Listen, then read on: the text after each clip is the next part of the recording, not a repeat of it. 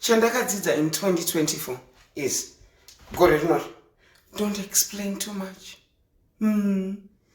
When God blesses you, you owe no one any explanation.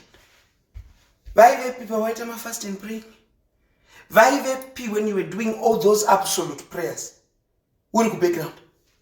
Nasi unowazorangarirwa na Mwari wako. Waku explain.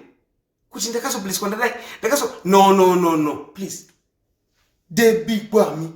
When God blesses you, you owe nobody an explanation. Asingazvinzwisise ndezvekwari. Mwari vakurangarira. Book of remembrance ravhurwa. So enjoy the blessing. Enjoy. Wakanyarira mulungu kuti UNOZVIRUZA.